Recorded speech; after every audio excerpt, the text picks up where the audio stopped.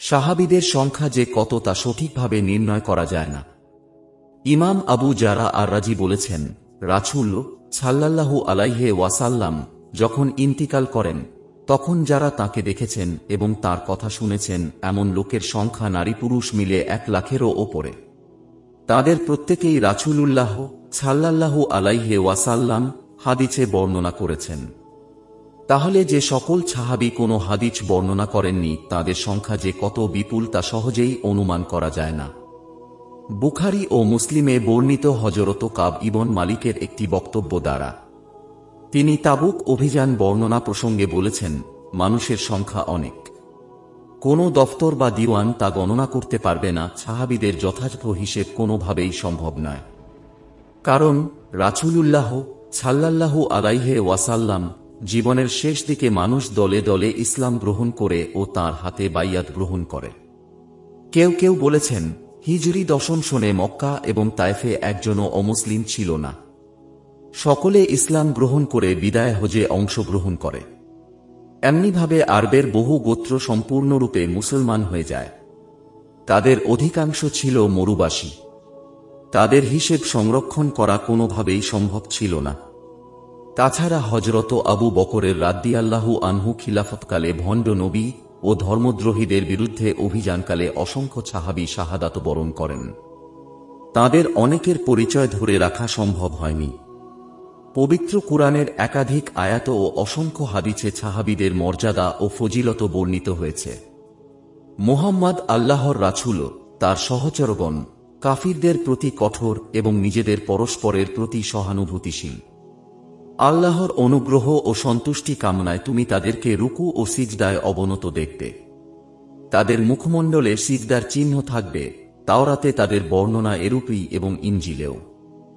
মুহাজির ও আনসারদের মধ্যেও যারা প্রথম অগ্রগামী এবং যারা নিষ্ঠার সাথে তাদের অনুসরণ করে, আল্লাহ তাদের প্রতি প্রসন্ন এবং তারাও তাতে সন্তুষ্ট এবং তিনি তাদের জন্য প্রস্তুত করেছেন জান্নাত, যার নিম্নদেশে নদী প্রবাহিত, যেখানে তারা চিরস্থায়ী হবে।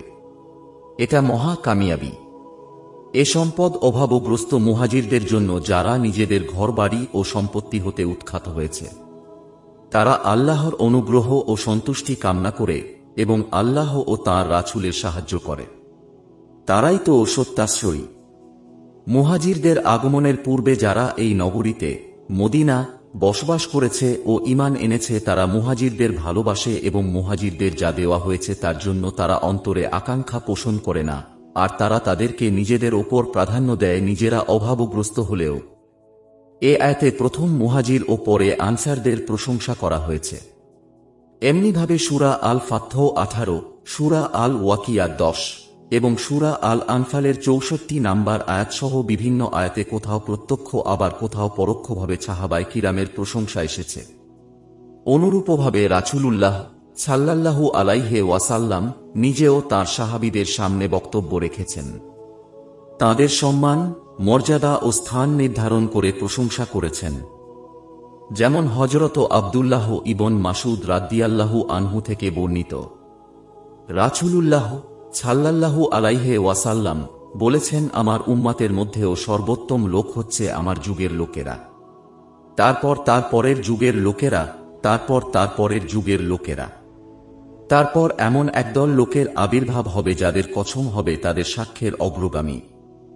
তাদের কাছে সাক্ষী চাওয়ার আগেই তারা সাক্ষ্য দেবে, তোমরা আমার সাহাবীদের গালি দেবে না, কসম সেই সত্তার যার হাতে আমার জীবন, তোমাদের কেউ যদি উহুদ পাহাড় পরিমাণ সোনাও ব্যয় করো তবুও তাদের যে কোনো একজনের মুদ বা তার অর্ধেক পরিমাণ জবের সমতুল্য হবে না। রাসূলুল্লাহ সাল্লাল্লাহু আলাইহি ওয়াসাল্লাম থেকে ইবন আব্বাস রাদিয়াল্লাহু আনহু বর্ণনা করেছেন, তোমাদেরকে আল্লাহর কিতাবের যা কিছু দেওয়া হয়েছে তার ওপর আমল করতে হবে। তা তরক করা সম্পর্কে তোমাদের কারো কোনো ওজরাপত্তি গ্রহণযোগ্য হবে না। যদি আল্লাহর কিতাবে কোনো সিদ্ধান্ত না পাওয়া যায় তাহলে আমার সুন্নাতে খোঁজ করতে থাকো। যদি তাতেও না পাওয়া যায় তাহলে আমার সাহাবীদের কথায় তালাশ করতে হবে। আমার সাহাবীরা আকাশের তারকা সদৃশ, তার কোন একটিকে তোমরা গ্রহণ করলে সঠিক পথ পাবে। আর আমার সাহাবীদের পারস্পরিক ইখতিলাফ বা মত পার্থক্য তোমাদের জন্য রহমত স্বরূপ।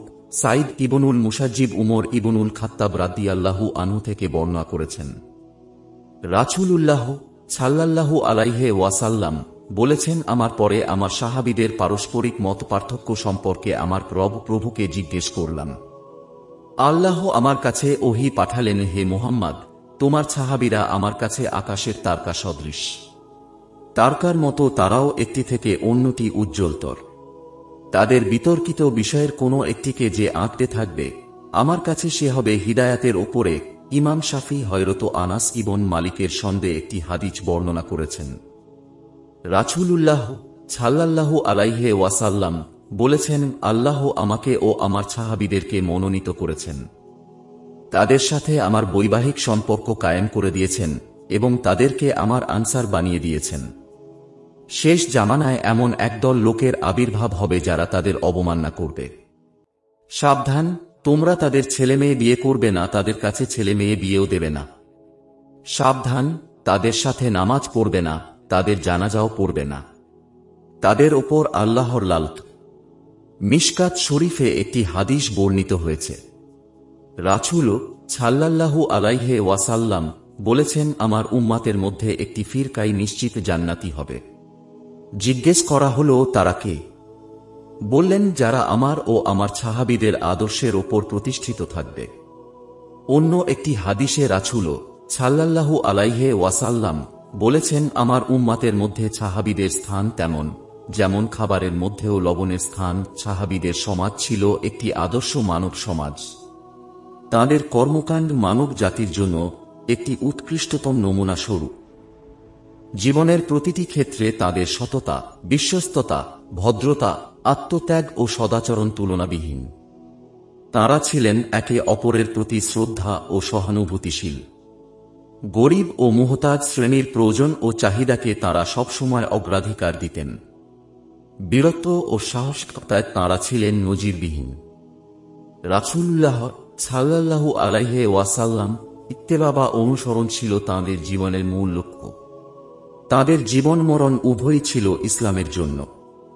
হযরত রাসূলে কারীম সাল্লাল্লাহু আলাইহি ওয়াসাল্লাম যে সর্বোত্তম সমাজের ভিত্তি রেখেছিলেন, সাহাবায়ে কিরাম হচ্ছেন সেই সমাজের প্রথম নমুনা।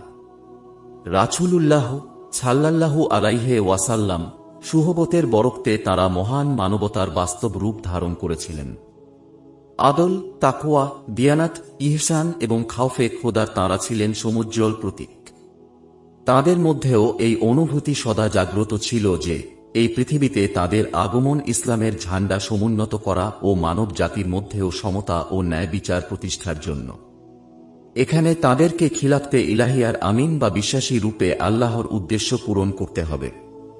পবিত্রতা ও নিষ্কলুষতা তাদের মধ্যেও এমন পরিচ্ছন্ন হৃদয় ও ন্যায়ের প্রতি ভালোবাসা সৃষ্টি করে দিয়েছিল যে হক ও ইনসাফের ব্যাপারে তাঁরা যেমন নিজেদেরকে দায়িত্বশীল মনে করতেন, তেমন মনে করতেন অন্যদেরকেও।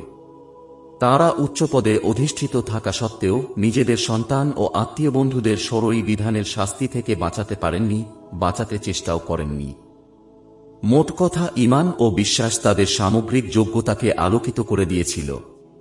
তাঁরা খুব অল্প সময়ে বিশ্বের সর্বাধিক অংশ প্রভাবিত করেছিলেন।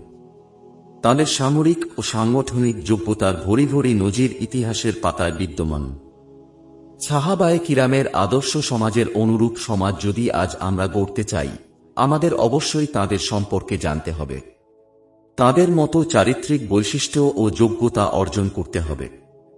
বর্তমানে মুসলিম উম্মাহর মধ্যেও কুরআনী সমাজ গড়ার যে চেতনা দেখা যাচ্ছে, তাকে সঠিক লক্ষ্যের দিকে নিয়ে যেতে হলে সাহাবীদের জীবনীর ব্যাপক চর্চা হওয়া দরকার।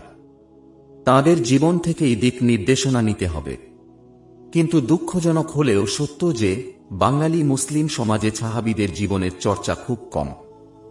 এখানে পীর-আউলিয়ার জীবনের কাল্পনিক গল্পকাহিনী যে পরিমাণে আলোচিত হয়, তার কিয়দংশ সাহাবীদের জীবনী আলোচনা হয় না। আরবি, উর্দু সহ পৃথিবীর অন্যান্য ভাষায় সাহাবীদের জীবনীর ওপর বহু বড় বড় গ্রন্থ রচিত হয়েছে। ইসলামী সাহিত্যের অন্যান্য শাখার ন্যায় এক্ষেত্রেও বাংলা ভাষায় উল্লেখযোগ্য তেমন কোন গ্রন্থ রচিত হয়নি।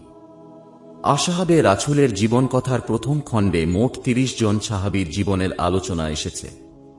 তাঁরা সকলেই মুহাজিরিন তাবকার অন্তর্ভুক্ত। তাঁদের মধ্যে আশারা মুবাশশারার সেই গৌরবান্বিত ১০ জন সাহাবীও সন্নিবেশিত হয়েছেন।